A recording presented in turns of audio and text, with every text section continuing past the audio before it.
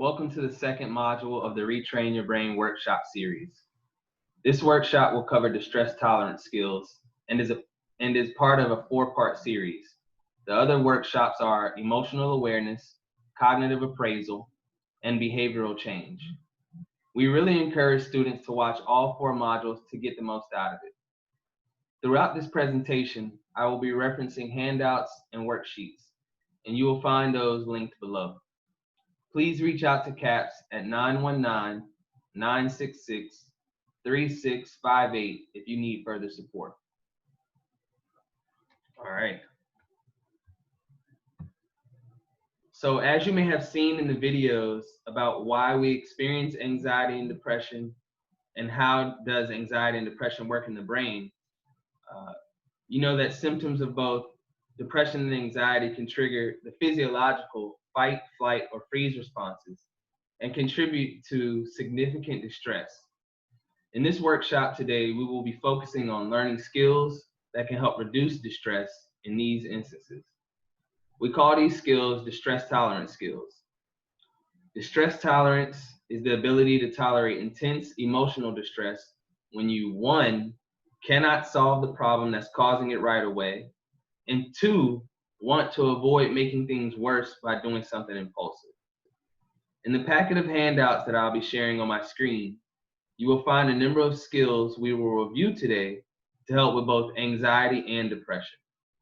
We encourage you to keep an open mind when reviewing these skills, but also want to validate that perhaps not every skill will be effective for each individual, and your challenge is to practice these skills and find which ones work for you. All of these skills take practice. Even me as a facilitator am not perfect at utilizing these skills and find the need to constantly practice them in my own life. The skills discussed in today's distress tolerance workshop are utilized primarily in crisis situations to help calm yourself down when you feel so emotionally overwhelmed that you're unable to think straight. We'll begin by introducing skills to utilize when you are in crisis or when you're experiencing a panic, for example. So to kind of help put out the fire. We'll end this workshop by also introducing more long-term skills that can be effective at reducing your emotional pain and suffering over time. With practice and repeated use, these long-term skills can lower your amygdala response over time. All right, so the first skill is the stop skill. So depression and anxiety tend to contribute to a clogging of the brain and make us spend a lot of time, ruminating about the past or the future, right? It's very normal that when you're in a crisis, you'll spend a lot of time ruminating and experiencing distressing thoughts. So spending too much time ruminating and thinking about this distress is only going to contribute to increased levels of distress, right? Imagine if you had a scab, right? It's not going to heal, and it'll continue to bleed if you continue to touch and pick at it, right? It's helpful to notice the scab, but not spend time continuously analyzing and picking at the scab, right? I want you to know that the stop skill is difficult to use, right? And even for me as a facilitator, it takes a lot of practice. But it's helpful to use when you first notice yourself starting to spin out of control emotionally, as it helps you focus on the present experience of your body rather than spending time cognitively ruminating about the past or present crisis situation. So give me a chance to share my screen, and then we'll kind of go over one of the first piece. So this here is the stop skill, right? Imagine yourself, so of course the S stands for stop. Imagine yourself slamming on the brakes at a stop sign or hitting the pause button, right? This gives you an opportunity to take a step back and a deep breath, right? And once you do that, that gives you the opportunity to notice what's going on in both inside and outside of you, right? What's the situation? What are you thinking and feeling right then in that moment? And what are others saying and doing? After you've been able to stop take a step back and observe, you then now have an opportunity to proceed mindfully, right? And that starts with thinking about what your emotion is telling you to do. And then whether it's telling you to avoid the situation or to get angry. And then you want to determine what your goals are in this situation and which actions will make it better or worse for you. So that's something to keep in mind as you try to utilize that stop skill. The next skill is the tip skill, right? The tip skill involves changing your body's physical chemistry to reduce emotional suffering, right? Especially when you're trying to use the stop skill, but it's feeling ineffective to use, right? So these tip skills entail some breathing and physical exercises. So if you have a pre-existing heart condition, please consult your physician before attempting these tip skills, okay? The T in tip is gonna be for temperature, right? So the purpose of this is to bring your body temperature down quickly by splashing your face with cold water, or sticking your head or your hand in the freezer, or even holding an ice cube or a Ziploc bag with ice or cold packed to your face, like your eyes and cheeks. And you can carry ice in your water bottle for this. This initiates the human dive response, right? This turns off the fight, flight, or freeze response of your sympathetic nervous system, which is activated when you're intensely distressed. So this brings down the intensity of your emotional arousal and kind of jars you out of feeling overwhelmed. All right. The I in the tip skill refers to intense exercise. So that can look like running in place or doing jumping jacks, climbing several flights of stairs, or putting on some music and dancing. That can be, so this is used to help calm you down by burning off some of the nervous energy associated with the fight or flight response. It also helps to clear your brain, and can be especially helpful when you're experiencing emotions that are overwhelming and you feel numb. This can make you start feeling sensation in your body again. The first P in tip refers to paced breathing, and we'll kind of go into that with the next skill around square breathing. So I'll spend more time on that there. But the second P in tip is for progressive muscle relaxation, right? And so the idea is that you can't be tense and relaxed at the same time. So the purpose of this is to fully tense each muscle group in your body, starting with your feet to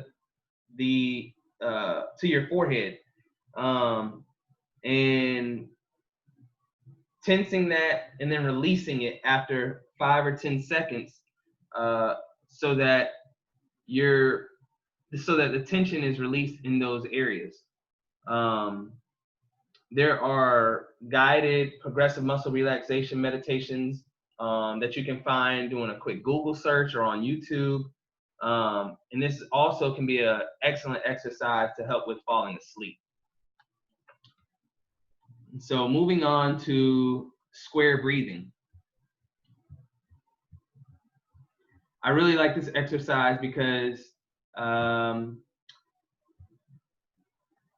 you can do this and people don't necessarily know what you're doing. You can utilize it whenever you're feeling stressed out, and it gives you an opportunity to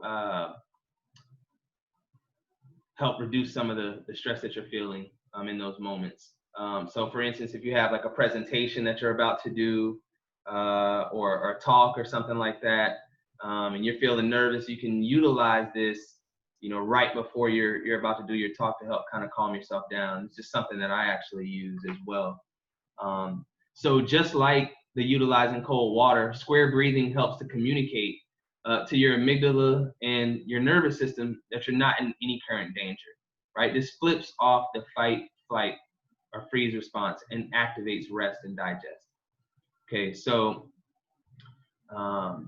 it's physiologically impossible to panic if you're doing this correctly.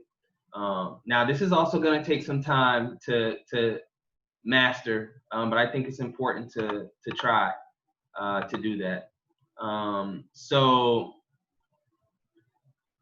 there's two parts to this, right? Slowing down the pace of your breathing and then breathing from your belly and not your chest, right? So what I'm going to do is I'm going to lead us through this, and I like to do it 3 times, 3 squares, so that we really feel the full effect of it. So on the count of 3, you can do it with me. We're going to breathe in for 4 seconds, hold it for 4 seconds, and breathe out for 4 seconds and hold it for 4 seconds. And we're going to do that 3 times. Okay. So 1, 2, 3. Breathe in. 1, 2, 3, 4. Hold it. 1, 2, 3, 4. Breathe out. 1, 2, 3, 4. Hold it. 5, 6, 7, 8. Breathe in. 1, 2, 3, 4. 1, 2, 3, 4. Breathe out. 1, 2, 3, 4, 5, 6, 7, 8. Breathe in. 1, 2, 3, 4. Hold it. 1, 2, 3, 4. Breathe out. 1, 2, 3, 4, 5, 6, 7, 8. Wow. Even after doing that, I actually felt myself starting off fast, but then slowing it down as I went into it. So I'm being more intentional about slowing down the pace of my breathing and the counting. I feel like the counting as well really helped to keep me on track with that. And so I just want you to know that this skill takes a lot of practice, but it's something that you can do at any point in time of the day, and you can do it multiple times a day. So that's another reason I really like that skill. Okay, on to self-soothing, right? So self-soothing gives you an opportunity to take a break, to nurture yourself with sensory experiences, right? This break helps to soothe your nervous system and brings down your arousal level, in addition to distracting you from your distress. Okay. Things that have been helpful for me have been listening to music. I really enjoy it. I really enjoy listening to soothing artists as well. For instance, Sade or Erykah Badu. And then in terms of taste, one thing I like to do is on the weekends I wake up and cook me a big breakfast, and I love the smell of onions and green peppers and a buttered skillet. I mean, I can smell it now. It's really a wonderful feeling, and then I know it's going to taste so good too. And so, it's also with touch, right? You can never go wrong with a nice massage. And comfortable lounge clothes. That's something that I really enjoy as well. So those things I think are ways that I engage in self-soothing myself. So the next piece is going to be distraction, right? So distraction actually helps to change the channel and give you some time and distance from emotional suffering, as this helps to decrease you from ruminating about what is bothering you and allows you to focus on the present moment, right? So the categories for distraction, there's a couple of different categories, and a way to remember these skills is the phrase wise mind accepts, right? So the A is going to be for activities, and you can look at this list. You'll be able to find this in the link to be able to determine which of these skills that you actually use and then which ones you want to incorporate.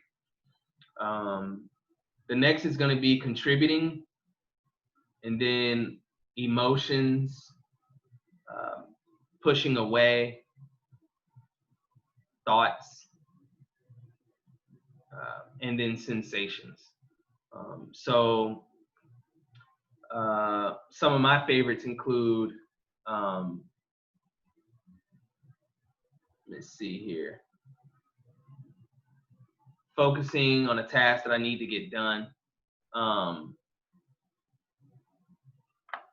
reading books, I definitely like that, exercising, riding my bike,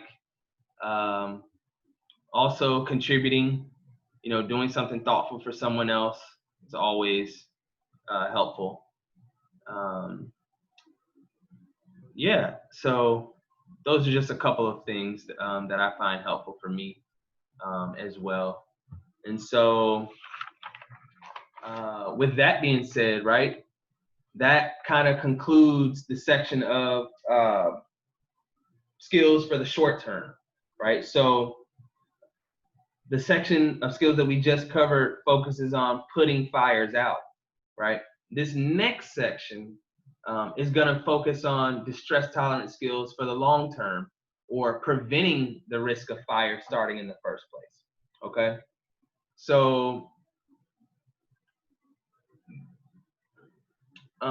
repeated daily practice of the following long-term skills helps lower your amygdala response, because it gives your brain an opportunity to strengthen these newly created associations, right? So, and you can remember these skills of taking care of your mind and taking care of your body as please skills. So treat physical illness, all right? Take care of your body, see a doctor when necessary, and take your prescribed medication.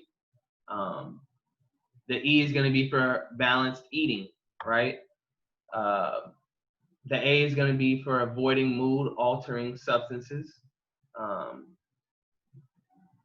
We know how those can negatively affect our mind and our brain, and as well as our mood. And also can create dependence, and that's not something that we're looking for. And so also, getting balanced sleep, right? Making sure you're not sleeping too little or too much. And one important thing about this is to be consistent in your sleeping habits. So that can be very helpful. So whatever is the earliest time that you get up throughout the week, that might be the time that you need to get up each and every day, as well as finding a consistent time to go to sleep and prepare yourself for sleep. So that can definitely help with regulating that sleep hygiene. Then the last thing here is going to be getting exercise. While there's not a specific handout around the benefits of long-term exercise practice, research supports that regular 20 minutes of exercise multiple times a week reduces your vulnerability to emotional suffering. All right. The next handout is going to be related to food and your mood, right? So the first thing you want to do is observe how certain foods affect your mood both negatively and positively, right? So you can see these negative examples here: soda and sugary snacks, which might make you feel tired and irritable. Caffeine might make you feel jittery and more anxious and interfere with your sleep, right? So these are negative examples. There are also positive examples, right? So complex carbohydrates and fiber gives you slow and steady energy. Proteins also provide your body with steady energy that helps you stay active and strong, both physically and mentally. So you can see how fruits and vegetables provide you with energy and boost your health. And so you can see how there are positive things around food as well that can impact your mood. The second thing you want to do is notice whether you're eating too much or too little, right? And so imagine if you're going for a long drive in your car, if the car isn't well maintained and doesn't have enough fuel, the car will fail and not function effectively, right? Same thing with your body. Now, I understand that you know, proper nutrition as a college student is very difficult to maintain or figure out. But with continued effort and proper nutrition, um, it can have an extremely positive impact on your overall well-being. Okay. And although you may not be able to make big changes, the key is to start small, right? For example, cut down on processed foods and add more fresh foods. Add more fruits and vegetables to meals and have them for snacks, right? So there's little things that you can do to help develop healthier habits when it comes to food and impacting your mood. The last thing you want to do is notice the effects of eating well on your mood, right? How do you feel after? What your energy levels look like? And so also, I want to make you aware that Campus Health Services has a clinical nutritionist that you can utilize. So if you're looking for tips of how to develop healthy eating patterns, that might be a really good resource for you. So I just wanted to mention that as well. And please read over this for you know, homework, you know, after this after our session. I know I'm going through it kind of fast, so and I know that you'll have access to this worksheet right here, so I want you to be able to utilize that and kind of read over this stuff on your own time. And so the next piece is going to be about sleep, which we talked about earlier. So of course, you know, being in college again, sleep hygiene is difficult to focus on, given social schedules and studying for exams, right? Increased, you know, phone usage and you know, looking at screens before we go to sleep, sharing dorms with roommate, you know, all these different kind of things that impact our ability to focus on sleep.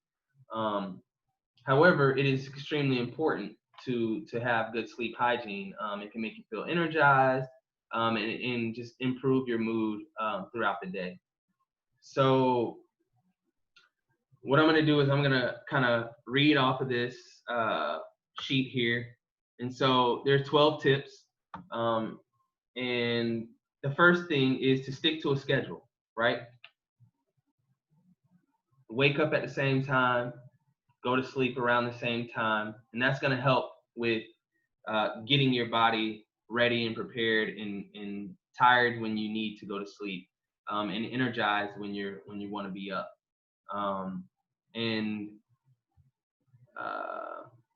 Let's see. You want to establish a bedtime routine, right? Shutting off the screens, getting into your pajamas, you know, those kind of things. Reducing the light, you know, not stimulating your mind in that way. The third piece is don't eat or drink a lot before bed, right? Give yourself time before you lay down to finish eating and drinking, because you don't want those things to interrupt your ability to fall asleep. 4 is to avoid caffeine and nicotine. Both of these are stimulants, and you know, it can keep you awake. Exercise, right? Exercise is important because it helps to tire us out, right? But you don't want to do it late at night. You want to make sure that you're doing that in the morning or in the afternoon, because if you do it late at night, it can actually stimulate you and keep you from falling asleep as well. So the next thing is to keep your room cool. The next piece is sleep primarily at night. Daytime naps steal hours from your nighttime sleep. So limit daytime sleep to less than 1 hour, no later than 3 p.m. I have been a victim of this plenty of times, and it doesn't feel good. And I'm speaking from experience on that one. So I try to minimize the naps. That's been helpful with getting to sleep on time. So and being able to kind of stay asleep throughout the night. That's helpful when I minimize the naps. Keep it dark and quiet and no screens, right? Looking at screens is very stimulating, and that can definitely interrupt with our sleep ability to fall asleep. The next piece is to use your bed only for sleep. I know it's tempting to engage in watching TV from the bed and reading in the bed, but if you use your bed only for sleep, that kind of trains your body to associate getting in the bed with falling asleep, and that's what you're aiming for with that. So the next is take a shower before you get to bed. That can help you relax tense muscles, and that's always helpful. Don't rely on sleeping pills. If they are prescribed to you, use them only under a doctor's close supervision. Make sure the pills won't interact with other medications. But if you engage in the other pieces that are helpful for sleep hygiene, then you minimize your need to kind of use sleeping pills. And if you're laying there, tell yourself it's okay, you'll fall asleep eventually. But if you're laying there for an extended amount of time, the best thing might be to get up and get out of the bed until you feel sleepy. The next piece is going to be the pleasant events checklist. And so I understand that, as a student, we can be very busy with work and school, and oftentimes, when we are busy, right? The activities that bring us joy and help our mental health are usually the first ones to go and to be crossed off our list, right? So, I'm challenging you right now as homework, just like whenever you have time, to read through this list and to begin regular practice of intentionally adding activities from this list that bring joy into your schedules throughout the week, right? And so, everyone is different, and it's your task to discover what pleasant activities resonate with you, right? So there's a lot of different things on here. I mean, this list is very extensive, and I'm just glancing at it right now, and I can see so many things that I don't do, and then there's also many things that I do as well. So, but this is a pretty extensive list, but there's always more that you can add. So, if it's not covered on that, and that's something that you enjoy doing, please add that to your schedule. And I know some people like to pick one day to set aside for doing things that they like to do, and use the other days to focus on things that need to get done. And I think that is a way that sets you up for like burnout, right? So I found it very effective and beneficial to engage in at least one thing, even if it's small, right? One thing per day, so that I have something that is fulfilling for me and that I enjoy doing, each and every day. It doesn't have to be big, and it doesn't have to take a lot of time, but I find that I'm more fulfilled when I'm able to engage in something that I want to do each and every day, rather than waiting and pushing it off until one day out of a 7-day week. The last thing that I kind of want to go over is to encourage you to create a self-care kit. In times of crisis and panic, it can be very difficult to think clearly, and it may be difficult to come up with a self-care plan in that moment, right? So it's helpful to write down this plan when you're not in crisis, so it's readily available for you if a crisis does occur, right? And so, once you fill this out, please take a picture of it and send it to yourself, or email it to yourself, or something, so that you can have it in that time when you may need it. And so, yeah, that's something that you can do in your spare time, is to kind of create this list. We discuss skills to use for crisis situation and skills to help minimize emotional vulnerability over time. And so your homework is to engage in activities that bring you joy throughout the week, and to complete the self-care kit.